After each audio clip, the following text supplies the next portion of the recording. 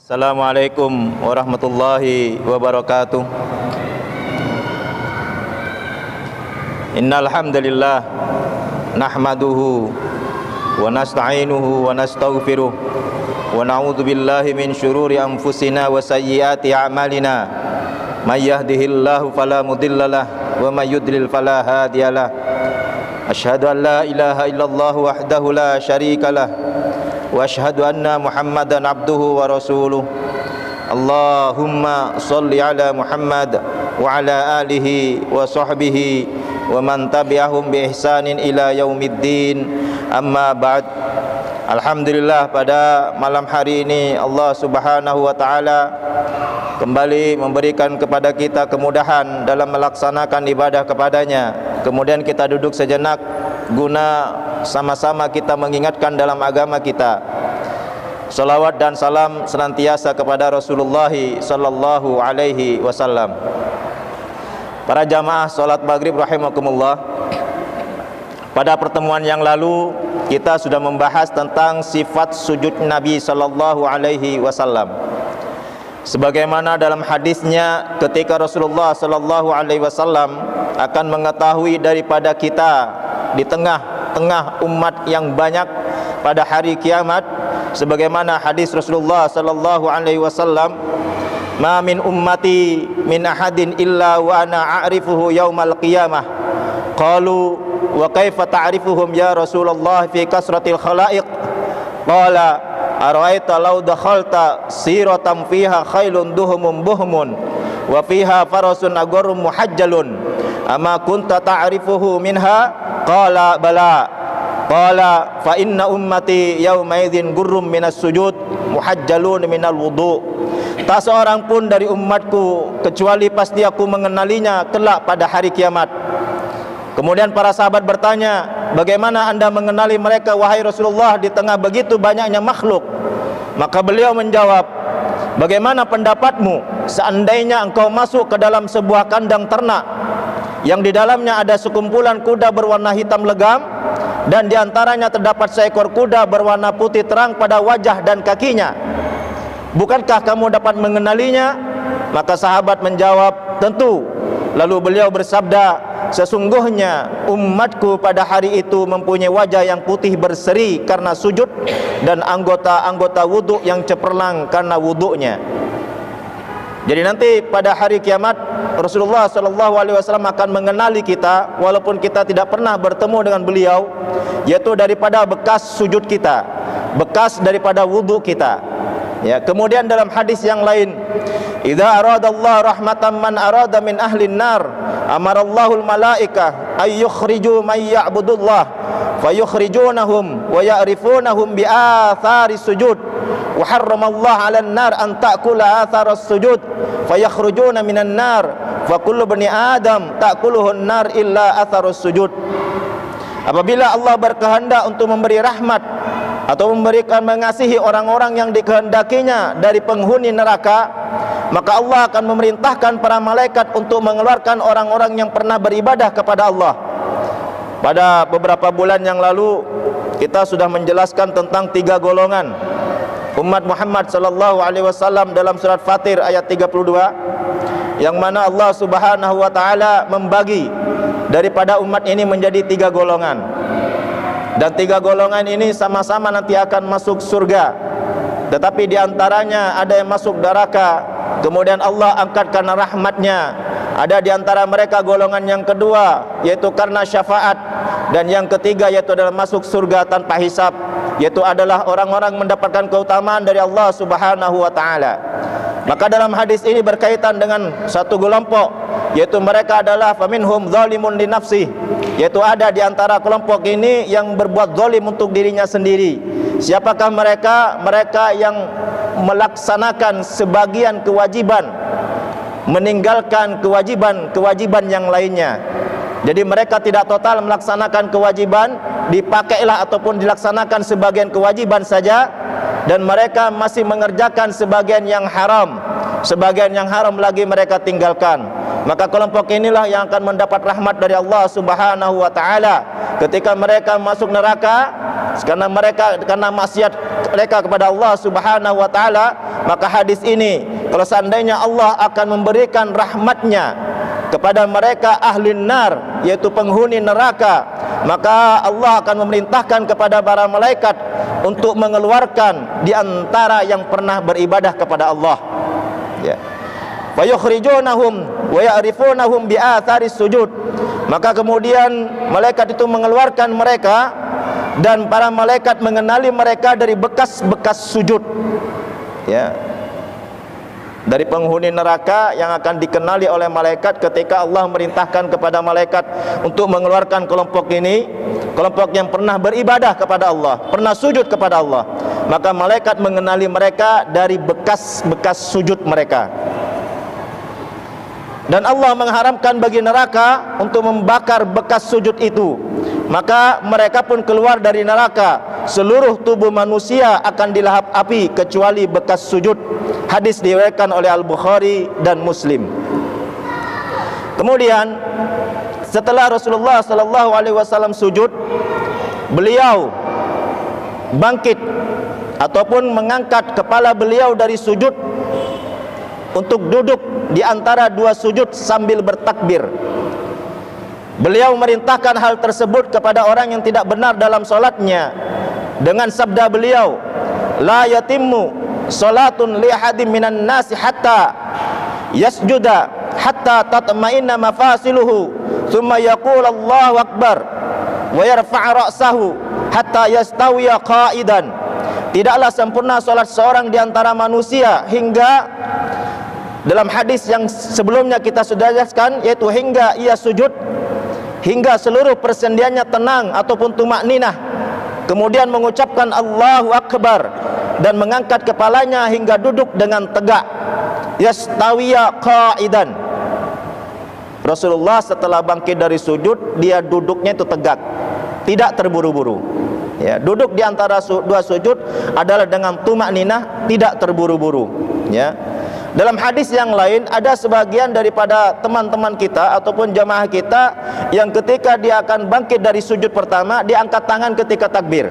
Ternyata terdapat hadis yang diriwayatkan oleh Ahmad dan Abu Dawud bahwasanya terkadang beliau sallallahu alaihi wasallam mengangkat kedua tangan beliau bersamaan dengan ucapan takbir ini. Walaupun kita mungkin tidak mengangkat tangan ketika takbir setelah sujud, tapi ada sebagian jamaah mungkin yang angkat tangan ketika takbir di antara dua sujud, atau ketika bangkit dari sujud kemudian diangkat tangan. Kita tidak usah. Karena mengapa? Karena di dalamnya juga ada hadis. Maksudnya kita tidak usah aneh melihat orang tersebut, ya. Karena di dalamnya hadis yang diriwayatkan oleh Ahmad dan Abu Dawud. Kemudian beliau membentangkan kaki kirinya dan duduk di atasnya telapak kaki kiri dengan tenang, ya. Kita jelaskan tentang hadis-hadisnya ataupun teorinya.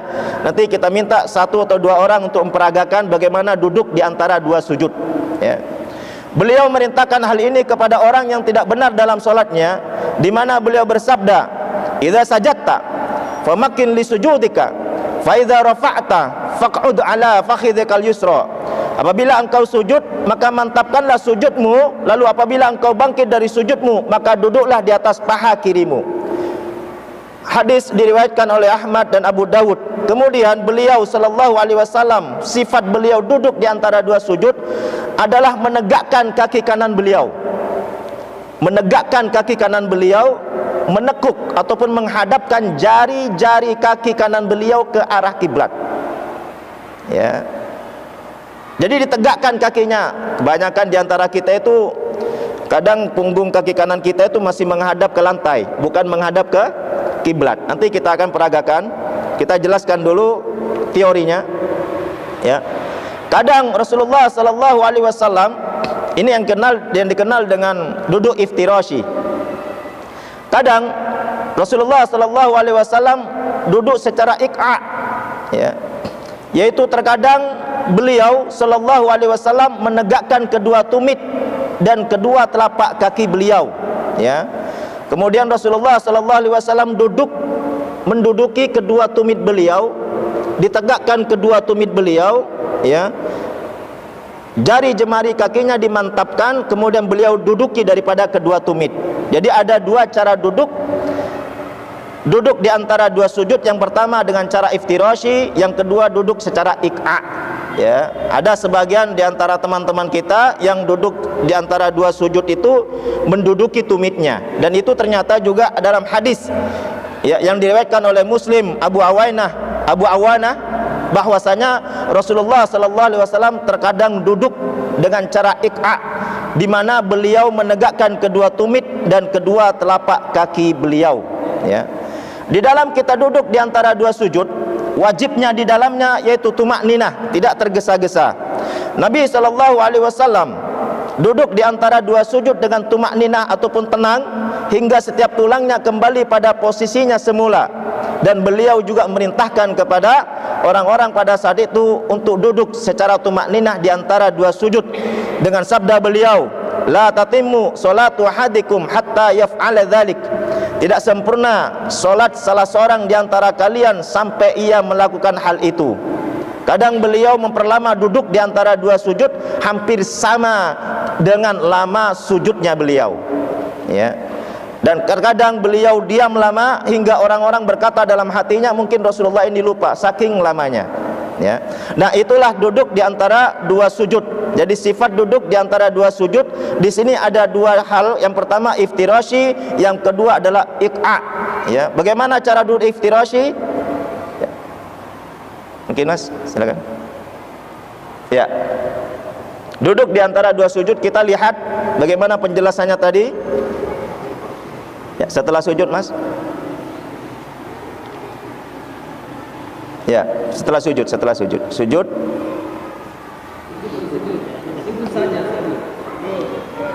Ya, sujud kemarin bagaimana? Ya, begitu. Kemudian duduk di antara dua sujud. Ya.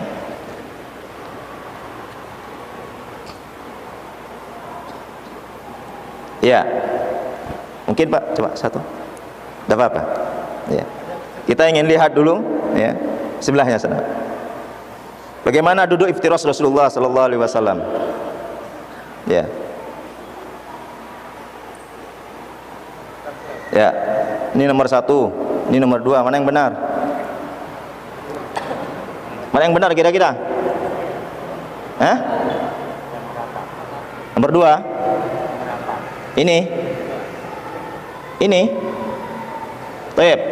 Baik, saya jelaskan. Duduknya Rasulullah sallallahu alaihi wasallam secara iftirashi. Yang pertama, dia duduki daripada paha kirinya. Yang kedua, dia menegakkan telapak kaki kanan beliau.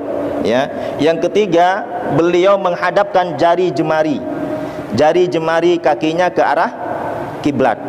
Ya. Yang ini punggung kaki kanan beliau. Ya, punggung kaki kanan ini menghadap ke mana? Ke lantai. Ya. Ulangi Pak. Coba sujud. Ya. Baik, ini sudah benar. Nah, cara untuk menduduki seperti beliau, kalau kita tidak tahu caranya sakit, ya. Baik Pak, geser, jangan dulu. Ya. Oke, geser yang kanan sedikit. Ya, silakan duduk. Nah, ya. Jadi ketika kita akan duduk, maka geser ke kanan sedikit, ya. Jari jemari ini sudah diposisikan agak ke depan. Begitu kita duduki, dengan secara otomatis punggung kaki kanannya menghadap kiblat. Ya. Yang pertama, inilah duduk iftirash. Ya. Kebanyakan kita dulu itu diajari yang penting duduk iftirash, menduduki paha kiri, tapi kita tidak dijelaskan tentang telapak kaki kanan kita. Sehingga yang terjadi seperti itu. Ya, kebanyakan kita telapak kaki kanan kita menghadap ke lantai. Ya. Bisa Pak begini? Bisa? Coba lagi. Ya, ketika sujud dirapatkan tumitnya. Kemudian silakan. Ya. Ini yang pertama, duduk iftirashi. Jadi duduk iftirash Rasulullah sallallahu alaihi wasallam adalah seperti ini. Ya.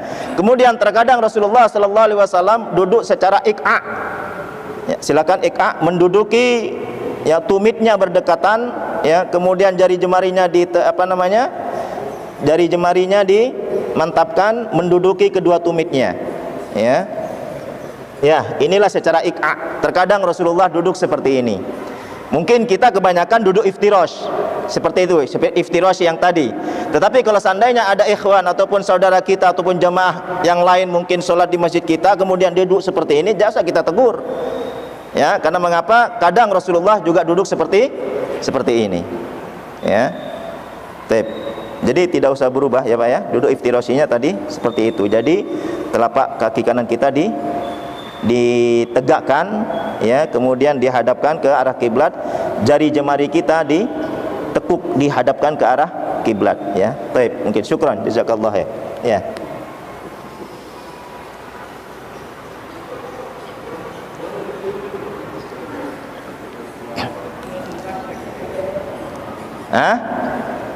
Baik, ya. Ya, mungkin Mas satunya duduk iftiros bagaimana? Ya, coba. Pelan ya Pak ya, kita pelan menyampaikan, yang penting cepat difahami kemudian bisa dipraktekkan.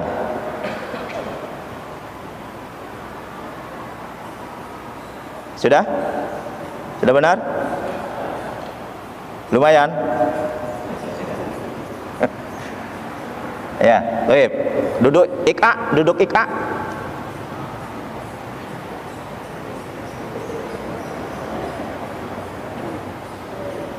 Ya, seperti itu, ya. Baik.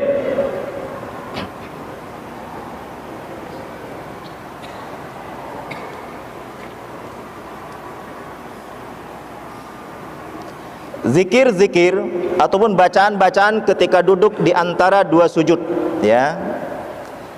Dalam duduk di antara dua sujud, beliau sallallahu alaihi wasallam membaca, mungkin ada sedikit yang berbeda dengan biasa yang kita baca, ya. Di sini dalam hadis yang diriwayatkan oleh Abu Dawud, At-Tirmidzi serta Ibnu Majah dan Al-Hakim, ya, bahwasanya Rasulullah sallallahu alaihi wasallam zikir beliau ketika duduk di antara dua sujud, Rabbighfirli warhamni wajaburni warfa'ni wahdini wa'afini warzuqni, ya. Kata-katanya hampir sama, cuman posisi ataupun kedudukannya yang berbeda, ya. Rabbighfirli warhamni wajaburni warfa'ni wahdini wa'afini warzuqni. Warzuqninya terakhir. Kalau kita warzuqni itu nomor 3 atau nomor 4, seperti itu, ya. Ini hadis yang diriwayatkan oleh Abu Dawud, At-Tirmidzi, Ibnu Majah dan Al-Hakim, ya. Terkadang beliau sallallahu alaihi wasallam membaca Rabbighfirli, Rabbighfirli. Jadi duduk di antara dua sujud itu, terkadang beliau membaca Rabbighfirli, Rabbighfirli, ya. Yang kita baca dulu biasanya ada 7, ya. Rabbighfirli warhamni wajaburni warfa'ni wahdini warzuqni wa'afini wa'fu anni, ya, wa'fu anni, ya. Tetapi dalam hadis yang diriwayatkan dalam kitab ini yang diriwayatkan oleh Abu Dawud, At-Tirmidzi dan Ibnu Majah, ya, wa'fu anni itu tidak tercantum di sini, ya. Rabbighfirli warhamni wajaburni warfa'ni wahdini wa'afini warzuqni, ya. Warzuqni. Jadi 7 juga. Rabbighfirli warhamni wajaburni warfa'ni wahdini wa'afini warzuqni. 7 juga, ya. Kemudian terkadang beliau membaca Rabbighfirli, Rabbighfirli. Terkadang dalam salat malam beliau digabung, ya. Rabbighfirli warhamni wajaburni warfa'ni wahdini wa'afini warzuqni. Rabbighfirli, Rabbighfirli, ya. Kemudian beliau sallallahu alaihi wasallam bertakbir dan sujud untuk yang kedua kalinya, ya. Beliau juga merintahkan hal itu kepada orang yang tidak benar dalam solatnya, yang dikenal dengan al-musi' solatahu, di mana setelah merintahkan agar melakukan tumakninah dalam duduk di antara dua sujud, beliau bersabda, summa taqul Allahu akbar, summa tasjudu hatta tatma'inna mafasiluka, summa fa'al dzalika fi salatika kulliha. Kemudian kamu mengucapkan Allahu Akbar, kemudian engkau sujud hingga seluruh persendianmu tumakninah ataupun tenang, kemudian lakukan hal ini dalam solatmu seluruhnya. Terkadang beliau tadi saya katakan mengangkat kedua tangan beliau bersamaan dengan ucapan takbir ini, ya.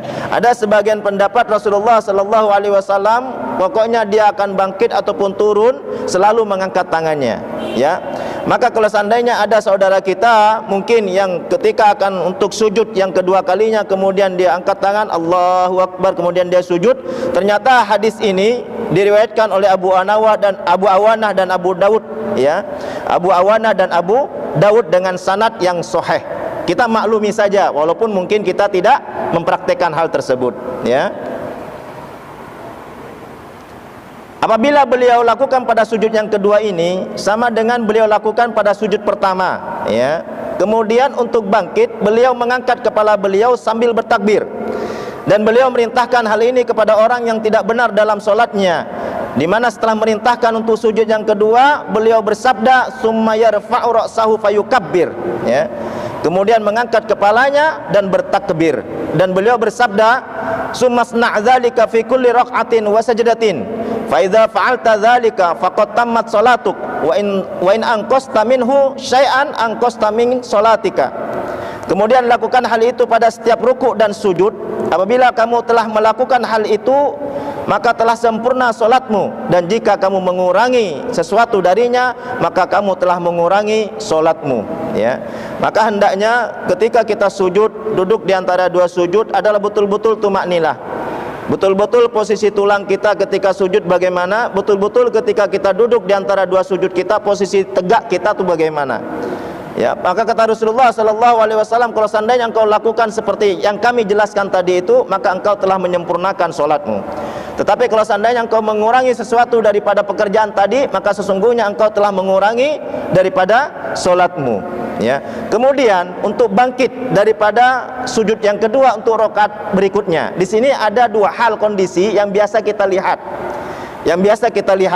Yang pertama, mereka sebagian duduk istirahat, kemudian dia bangkit, ya.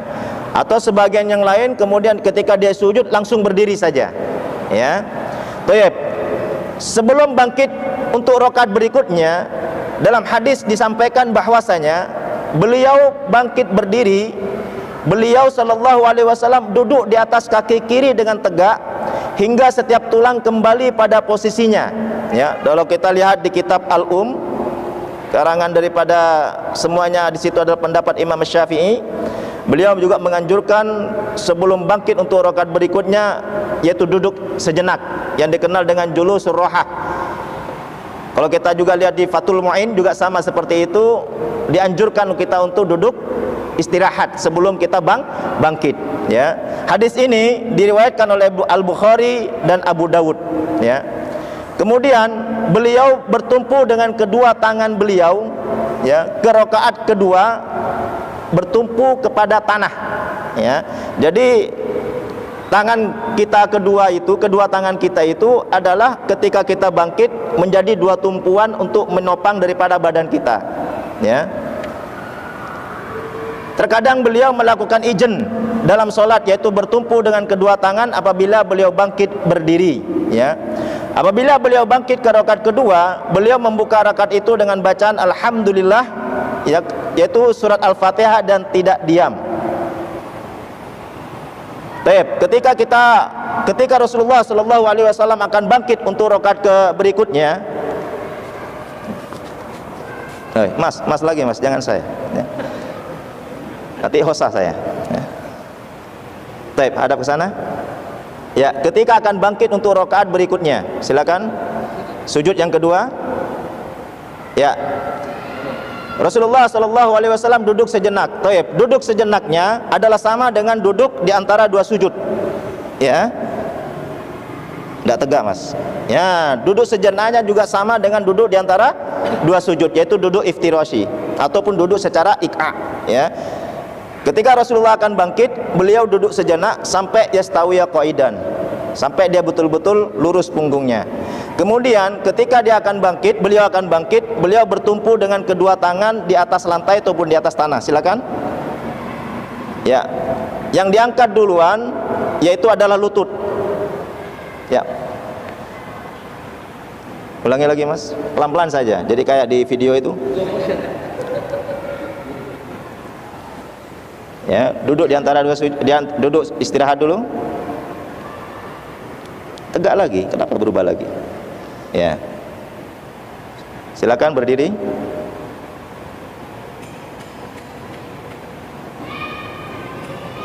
Ya. Ya.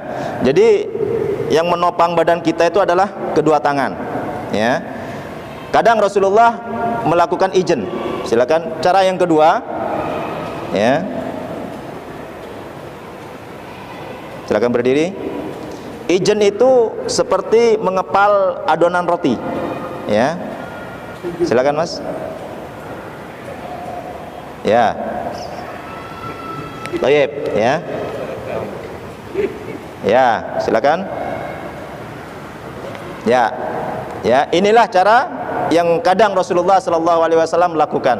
Jadi kalau ada saudara kita yang berdirinya begini, jangan disalahkan. Ya, jangan disalahkan karena dia juga berdasarkan kepada hadis Nabi SAW. Ya. Kadang ada sebagian di antara kita yang mungkin karena tidak sampai hadis ini kepada beliau, ya, kadang ketika dia bangkit,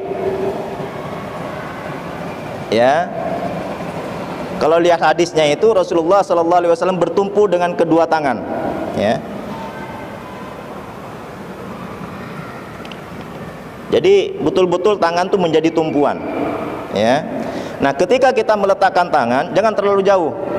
Ya, ada sebagian sudah benar bertumpu dengan kedua tangan, tetapi dia letakkan terlalu jauh. Yang terjadi adalah seperti ini, ya. Maka ketika kita akan bangkit, ya, maka letakkan tangan kita itu di depan lutut. Itu memudahkan kita untuk bangkit, ya. Ya.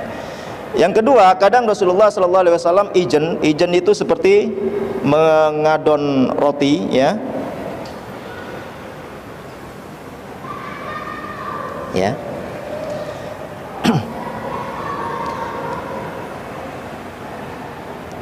Ya, itulah cara beliau bangkit untuk rakaat berikutnya.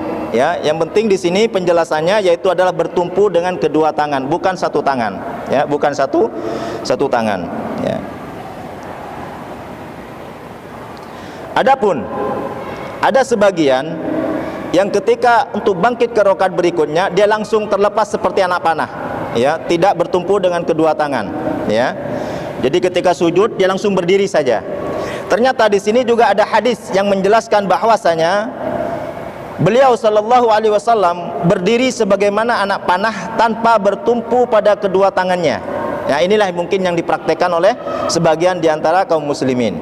Tetapi dilihat daripada derajat daripada hadis ini oleh beliau, yaitu muhakkik daripada hadis yang mengarang kitab ini, bahwasanya derajat hadis yang menjelaskan beliau sallallahu alaihi wasallam seperti anak panah langsung bangkit tidak bertumpu kepada kedua tangannya, derajatnya adalah maudhu.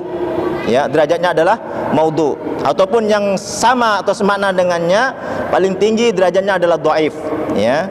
Karena menyelisih daripada hadis yang ada yang tadi disampaikan bahwasanya Rasulullah sallallahu alaihi wasallam duduk sebelum untuk rakaat berikutnya beliau julus surahah ataupun duduk istirahat, ya. Maka kalau saya sendiri setelah saya melihat daripada hadis ini, ya, saya lakukan yaitu apa juga yang dipendapati oleh Imam Syafi'i, bahwasanya luzumu julusur rohah, yaitu hendaknya seorang untuk bangkit berikutnya duduk istirahat dulu. Itu sesuai dengan hadis Nabi. Kalau secara logikanya secara Imam Syafi'i, supaya orang tidak terjungkal ke belakang, ya. Kalau orang langsung sujud biasanya khawatir terjungkal ke belakang. Jadi kalau semuanya terjungkal ke belakang, wah itu bagus kalau difoto itu, ya.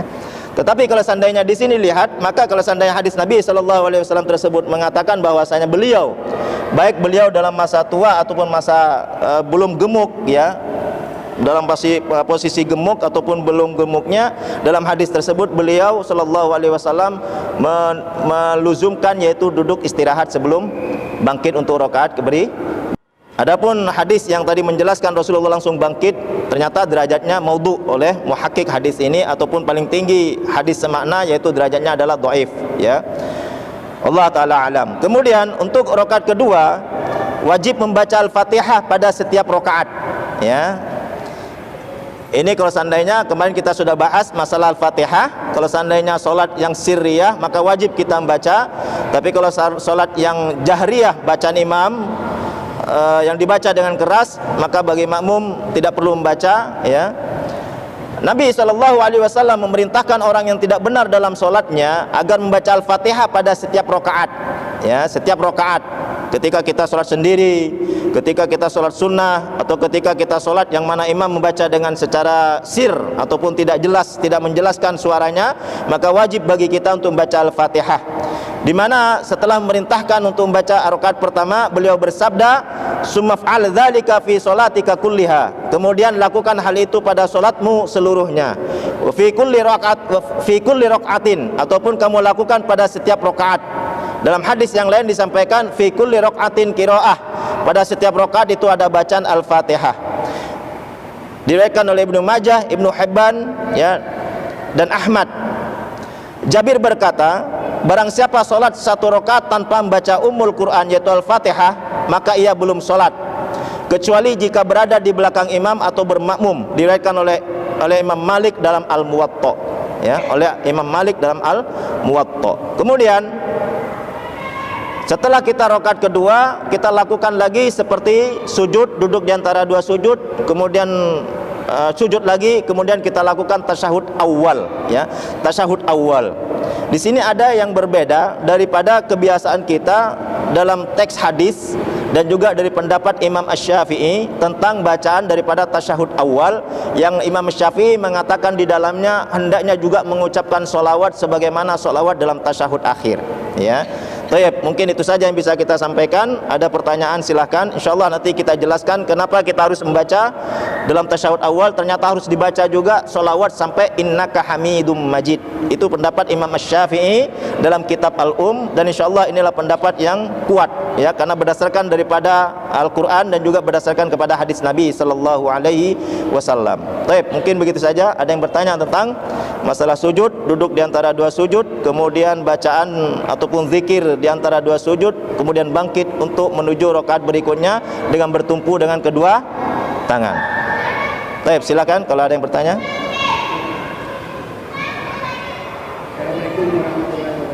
Waalaikumsalam warahmatullahi wabarakatuh.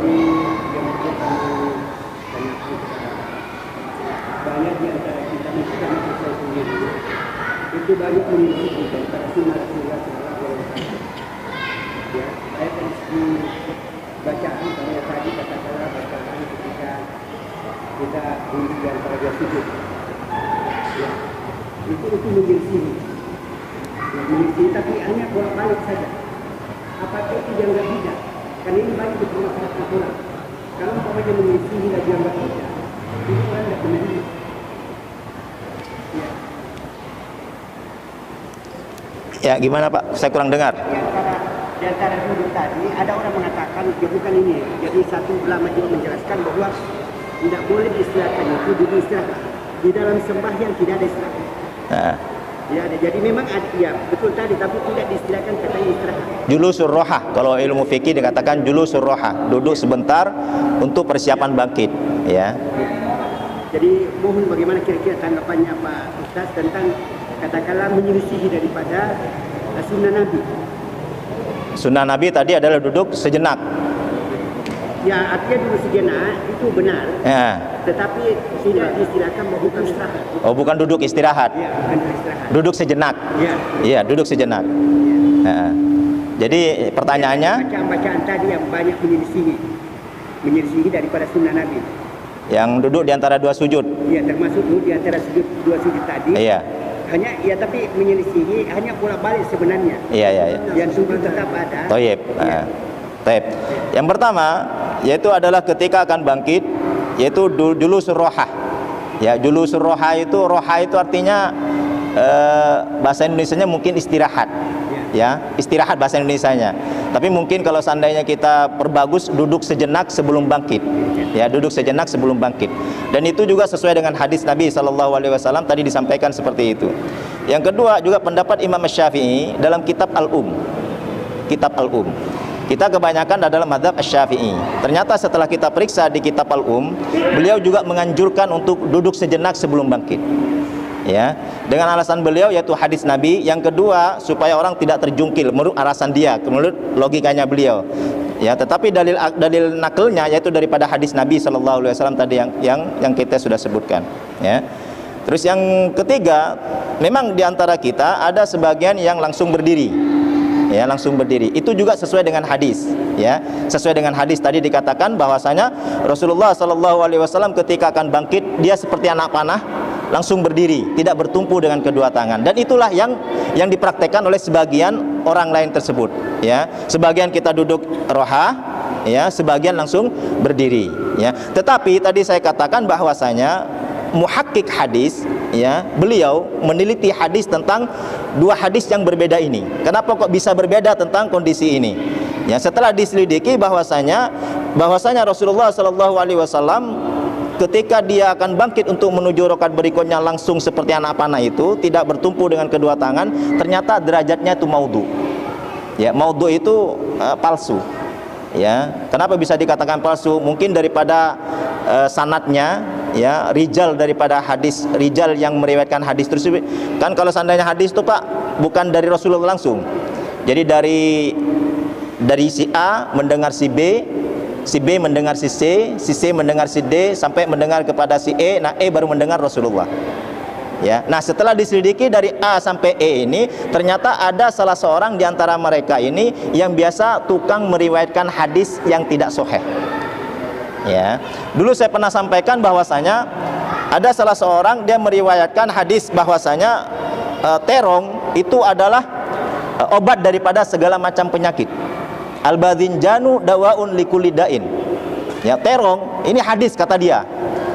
Terong itu adalah obat daripada segala macam penyakit. Ya. Ternyata setelah diselidiki, ya, dan ini berbeda dengan fakta kesehatan. Yang kedua, setelah diselidiki yang meriwayatkan hadisnya ternyata penjual terong. Untuk apa? Supaya laku terongnya. Nah, inilah hadis-hadis yang ada. Maka kita berterima kasih kepada ulama yang hidupnya hanya untuk meneliti hadis. Contoh lagi, an-nadhafatu minal iman. Nah, itu kan masyhur di tengah-tengah kita. Atau utlubil ilma walau bisin. Nah, itu kan masyhur. Kita sekolah diniyah dulu, ya, diajarkan tentang hadis itu. Tuntutlah ilmu sampai negeri Cina. Nah, ke negeri Cina menuntut ilmu apa kita? Nah, sedangkan yang dimaksud ilmu itu adalah agama. Masa kita belajar agama kepada mereka yang mereka adalah ateis kebanyakan? Nah, maka hadis ini adalah maudhu. Ya, hadis ini adalah maudhu, ya. Contoh lagi seperti melukis di atas batu. Ya, bagaikan gimana itu? Belajar di waktu kecil bagaikan mengukir di atas batu. Ini bukan hadis. Ya, tetapi ini adalah kata-kata mutiara. Tetapi disandarkan dulu kita belajar itu adalah hadis. Maka kata mutiara tidak bisa disandarkan kepada hadis. Ya, belajar di waktu tua bagaikan mungkin di atas air. Ya, dan itulah banyak di hadis-hadis di Indonesia khususnya yang setelah diselidiki oleh mereka, bukan hanya di Indonesia, di dunia, ya, khususnya kita di Indonesia banyak yang derajatnya hadis tersebut dhaif, mungkar dan maudhu. Ya, seperti pembagian Ramadan. Nah, kita Ramadan sedikit lagi. Tanggal berapa kita Ramadan? Tanggal 1 Ramadan. Masya Allah, ulama di sini bersepakat. Sekarang tanggal berapa? Sekarang 6 ke 8? 7. Masuk ke 8? Masuk ke 8? 8 Rajab sekarang, Pak. Masuk ke 7? Ya, 15 Maret. Ya. Masuk ke 7 lagi, sekarang lebih 1 bulan lagi. Nah, itu dulu kita masyhur di tengah-tengah kita, yaitu pembagian daripada Ramadan. Awaluha, apa itu yang pertama, 10 malam pertama apa? Rahmat. 10 malam yang kedua maghfirah. 10 malam yang ketiga bebas daripada api neraka. Padahal hadisnya Allah Subhanahu wa taala memberikan ampunan keseluruhan daripada bulan Ramadan. Ya. Bagaimana bisa dibagi seperti itu? Nah, ternyata yang membagi ini pada saat itu Salman Al-Farisi. Ya, Salman Al-Farisi menurut beliau seperti itu, tapi bukan hadis Nabi sallallahu alaihi wasallam. Ya. Maka tidak bisa dibenarkan bahwasanya pembagian 3 Ramadan itu menjadi 3 seperti golongan yang sering kita dengar tersebut. Ya. Dan sebagian mengatakan bahwasanya hadis ini adalah dhaif, tidak bisa dibagi karena Ramadan itu adalah maghfirah. Dari tanggal 1 sampai tanggal 29 malam 30 itu adalah pengampunan isinya di dalamnya itu. Ya, bukan dibagi seperti itu. Nah, itulah banyak hadis-hadis yang ada di antara kita yang mungkin kita masih mendengar tentang hal tersebut. Ada kumpulan hadis-hadis palsu di kami ya, yang biasanya yang termasyhur di Indonesia. Ya. Terus yang kedua bacaan Rabbi firli warhamni wajburni warfa'ni wahdini wa'afini warzuqni. Ya mungkin tadi saya katakan hadis yang sesuai dengan yang diriwayatkan oleh 3 ulama tadi. Mungkin yang kita amalkan dulu mungkin dari hadis yang lainnya seperti itu. Tetapi dalam kitab ini yang menurut beliau yang sahih yaitu adalah tidak ada wa'fu anninya. Menurut beliau seperti itu. Ini adalah pendapat mereka yang menggeluti tentang ulama hadis, ya, tentang mereka yang meneliti tentang hadis-hadis yang ada, ya. Bukan berarti saya katakan yang ada wa'fu anninya itu tidak benar. Ya, saya katakan tadi itu adalah hadisnya yang sesuai dengan 3 riwayatan yang selama ini yang kita lakukan itu daripada kitab sholat yang tipis itu ada wa'fu anni dan kata-katanya terbolak-balik seperti apa yang kita sampaikan. Wallah ta'ala alam. Ini masalah furu'iyah, ya. Baik, mungkin begitu. Ada lagi tadi satu? Dikit aja Pak, ini aku udah gratis. Tanya Pak. Assalamualaikum warahmatullahi. Waalaikumsalam warahmatullahi wabarakatuh. Kita sujud untuk berdiri rakaat kedua, tangan langsung tegak atau masih angkat tangan dulu? Oh gitu, ya. Untuk bangkit ke berikutnya, apakah kita angkat tangan atau langsung bersedekap? Ya, kalau di sini dari beberapa hadis yang ada, ya, bahwasanya yang diriwayatkan oleh Ahmad, Rasulullah Shallallahu Alaihi Wasallam ketika akan bangkit dan ketika akan turun itu selalu mengangkat tangan. Ya, tetapi terkadang, bukan selalu, terkadang beliau mengangkat tangan. Nah, ulama yang lain di sini dalam fikih, ya, dalam fikih ini juga disampaikan yang sahih fikih sunnah dan juga dalam fikih sunnah Said Sabiq ada 4 hal ketika Rasulullah Shallallahu Alaihi Wasallam yang selalu mengangkat tangan. Yang pertama ketika takbiratul ihram, ya, takbiratul ihram sudah 1. Yang kedua ketika akan ruku. Ya, ketika akan rukuk Rasulullah mengangkat tangan. 2. Yang ketiga ketika iktidal, ya, iktidal. Yang keempat yaitu setelah tasyahud awal. Setelah tasyahud awal. Jadi rakaat ketiga. Rakaat ketiga. Ya, ini yang didefinisikan oleh mereka ulama fikih tentang kondisi Rasulullah yang saat itu mengangkat tangan jadi 4 kondisi. Ketika takbiratul ihram, ketika akan ruku, ketika iktidal dan ketika akan bangkit untuk rakaat ketiga setelah tasyahud awal. Adapun orang yang mengangkat tangan setiap setiap bangkit itu juga mengikuti sunnah. Tetapi itu terkadang Nabi Shallallahu Alaihi Wasallam. Jadi kita tidak katakan orang yang bangkit rakaat kedua itu kemudian angkat tangan salah, tidak. Ya. Tetapi yang dipraktekkan ataupun yang didefinisikan oleh mereka yaitu ketika setelah tasyahud awal atau rakaat ketiga Rasulullah Shallallahu Alaihi Wasallam mengangkat tangannya. Dan inilah yang kami selalu luzumkan itu 4 kondisi tersebut. Ya. Taib. Ini adalah masalah furu'iyah, masalah fikih. Jadi kalau seandainya mereka rakaat 1, rakaat kedua Allahu Akbar, kita tidak menyalahkan. Tetapi luzumnya yaitu setelah tasyahud awal yaitu rakaat ketiga. Ya, ada lagi sebagian untuk rakaat keempat mereka tidak angkat tangan. Ya. Iktidalnya, maksud saya iktidalnya rakaat keempat salat duhur atau rakaat ketiga salat maghrib. Itu iktidalnya tidak angkat tangan mereka. Ya. Alasannya apa? Untuk membedakan bahwasanya ini masuk kepada rakaat terakhir. Ya. Tetapi ini tidak berdasarkan kepada hadis. Ya, ini mereka mungkin dia supaya tidak lupa gitulah, tapi kalau tidak ada tidak ada hadisnya, kata Imam Malik, tidak ada seorang pun yang bisa membantah ataupun dibantah pendapatnya, ya, kecuali beliau yang ada di kubur ini sambil menunjuk kepada Rasulullah Sallallahu Alaihi Wasallam yang sudah berada kuburannya. Jadi pendapat itu bisa membantah ataupun dibantah. Kalau sudah datang kepada hadis, maka yang kita lakukan adalah sami'na wa ta'na. Ya, kalau sudah hadisnya sudah jelas, maka kata Imam Syafi'i, la tuqallidu, jangan kalian mengikuti seseorang guna meninggalkan hadis yang sudah sahih. Ya, walaupun kata Imam Syafi'i, walaupun pendapatku itu pendapatku, tetapi ada hadis yang sahih yang berseberangan dengan pendapatku, maka tinggalkan pendapatku, kata Imam Syafi'i. Jadi kalau sudah hadis yang sahih, itulah yang kita harus pegang. Allah taala alam. Mungkin waktunya sudah habis, ya. Baik, kita tutup majelis kita dengan subhanakallah bihamdi, subhanakallahumma rabbana bihamdika, asyhadu an la ilaha illa anta, astaghfiruka wa atubu ilaik. Wassalamualaikum warahmatullahi wabarakatuh.